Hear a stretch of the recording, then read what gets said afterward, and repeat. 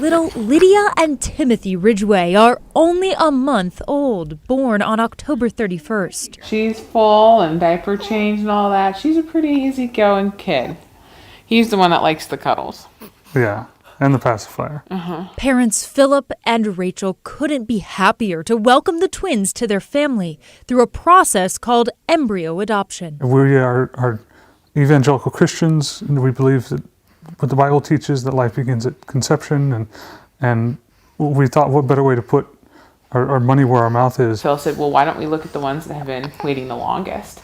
And so that was the profile we went with. We looked for the smallest number and found our donor profile and said, okay, looks like there's no one else that's waited longer, so we're going to take these kiddos, because they had waited 15 years after being created and then 15 years at the National Embryo Donation Center. The National Embryo Donation Center in Knoxville, Tennessee helped facilitate the birth of the twins, whose embryos were donated anonymously. Dr. John David Gordon, medical director at Southeastern Fertility, was the couple's doctor. These embryos that they adopted were frozen in 92. I mean, they're essentially 30 years old. So those embryos were for an IVF cycle that resulted in success, presumably, back in the 90s. The couple was willing to relinquish those extra embryos. They sat there in liquid nitrogen just waiting for somebody to choose them. After an initial consultation to see if the Ridgways would be the right fit, the couple traveled back to Tennessee for the embryo transfer. I was a little bit nervous, for anybody with a twin pregnancy, but they sailed through it and did so well. And the Lord chose Lydia and Timothy to be the ones that he would implant and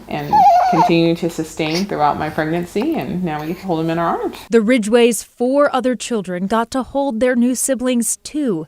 The family of 6, now a family of 8. It's not our story, it's really God's story. He's the one that sustained them through the thawing and the transfer and the implantation and growing in Rachel's womb, and so really he could have used anyone, and so we're just grateful to him that he allowed us to be a part of this. In Vancouver, Alma McCarty, KGW News. Lydia